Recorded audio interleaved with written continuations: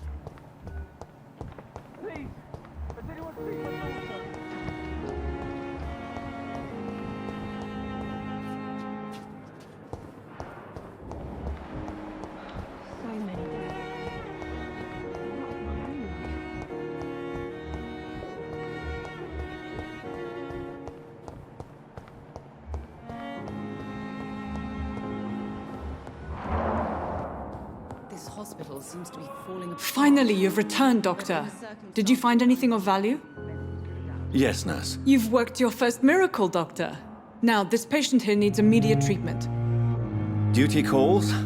When the storm has passed, I'll show you how to mix the remedy yourself with the same basic ingredients. Many thanks, Doctor. When you've finished, you ought to report to Dr. Swansea in his office. He's been looking for you. Seemed pressing.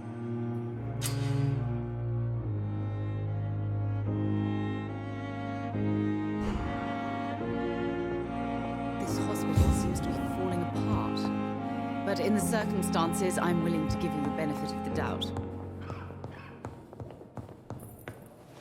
Dr. Reed, may I help you? Well, Dr. Swansea certainly has confidence in your abilities. Are you in charge of the nursing staff? Not in an official capacity, but the Pembroke doesn't always work above board, so to speak.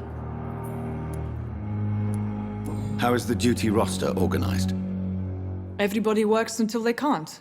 If there's time, they'll eat a meal and shed a silent tear. What about medical protocols? Dr. Reed, we don't have the money and resources here at the Pembroke like they do in the West End. We do what we can. For how long have you been working here, Nurse Crane? I first volunteered at the Pembroke in 1911, a few months after Dr. Swansea was appointed. And before you arrived here? If you must know, this was my first job.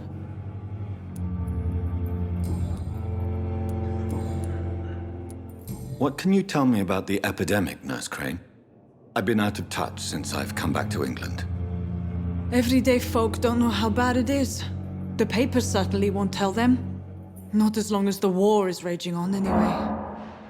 News on the front stated that the Spanish flu was under control, at least in Britain. It seemed to be for a while, but that was only last summer.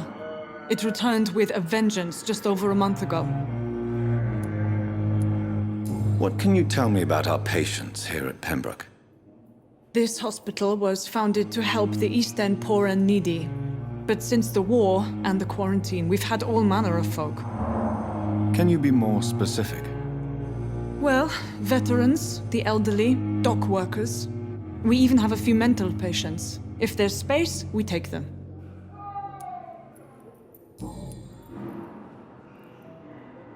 I'll see you later, Nurse Crane.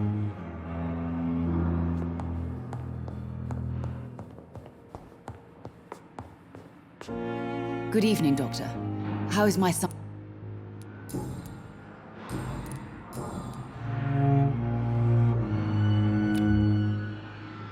Do you require medical attention as well, Mrs. Goswick? I have other concerns right now, Doctor. But I'm fine, thank you. Goodbye, Mrs. Goswick. Good evening, Mr. Goswick. I'm okay. Do you need any help? I'm afraid I may, sir. I don't mean to be a burden. You are not a burden, sir. Healing you is my responsibility. And you have my gratitude for that.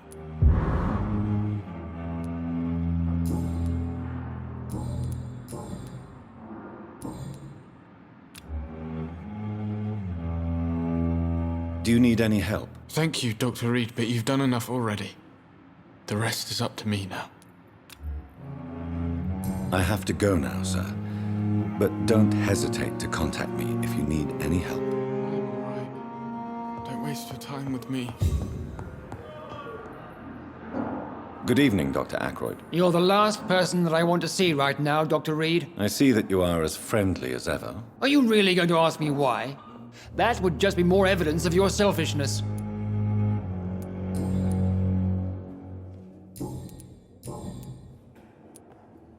How do you think these recent events will affect the Pembroke Hospital? I am not blind.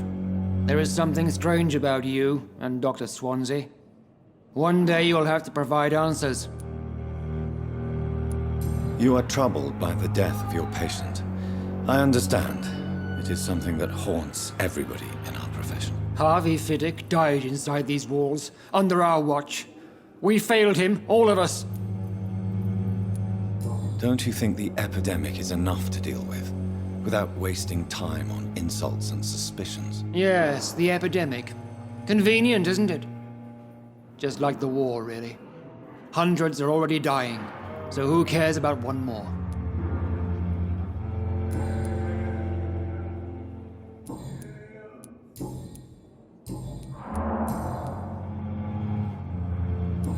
Do you need my assistance? Don't be ridiculous.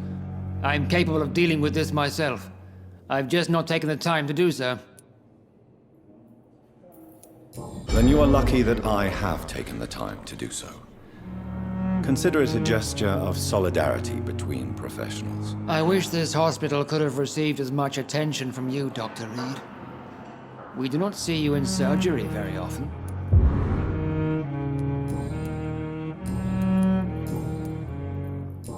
Do you need my assistance? Not at all. I'm sure that you are used to gaining people's trust.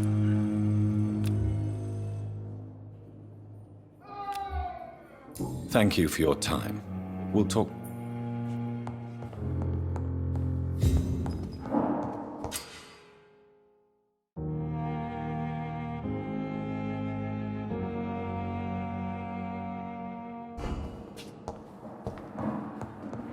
I'm all right. Don't waste your time with me.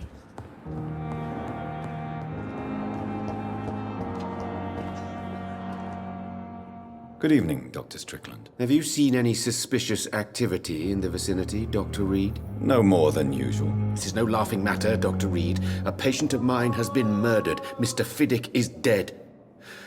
I should have been more cautious.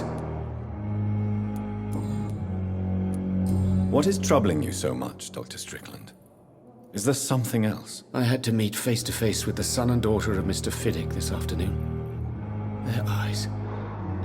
I could barely stand before their accusing gaze. This difficult task is part of our job, Dr. Strickland. It's our responsibility. I know. As I also know they'll never get the answer to the question they daren't ask. They were the embodiment of cold fatalism. Why are you blaming yourself for the death of Mr. Fiddick? It is our fault.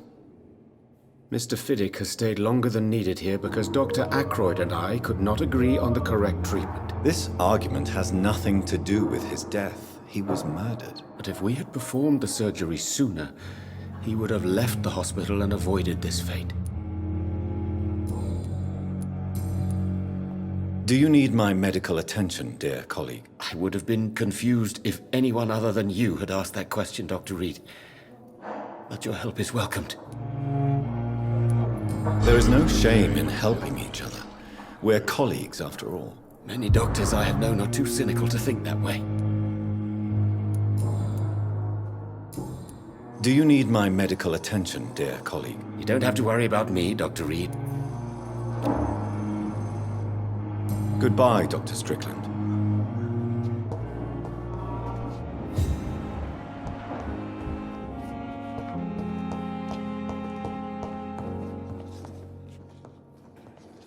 Dr. Reed, may I help you? I'll see you later, Nurse Crane. We may lack the resources, but we have some of the most influential minds in London, Pembroke.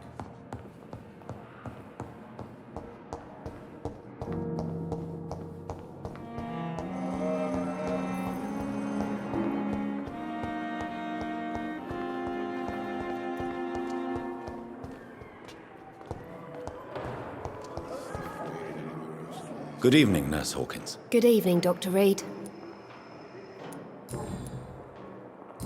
Do you need medical help yourself, Nurse? I'm fine, really. I just need to sleep. Goodbye, Nurse Hawkins. Come now, we can handle this.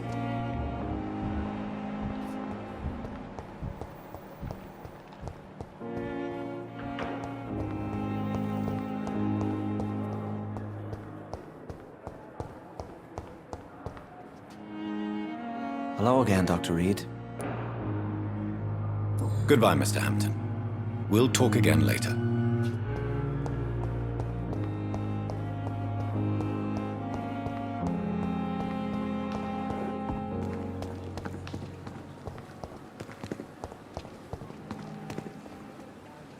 Good evening, Milton. Good evening, Doctor. Still... Do you need any medical help, Milton? I'm fine, Doc. Physically, at least. But I would give everything to be in a better place right now. Goodbye, Milton.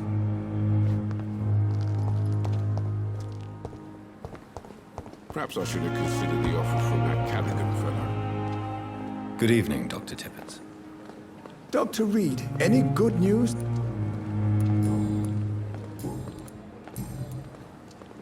Do you need any medical assistance yourself, Doctor? Come on, don't be ridiculous. Goodbye, Dr. Tippett.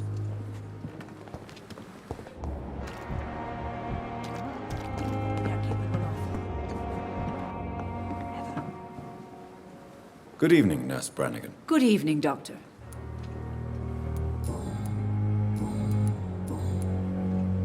Do you require medical assistance, Nurse? Thank you for your concern. Goodbye, Nurse. Call me if you need assistance.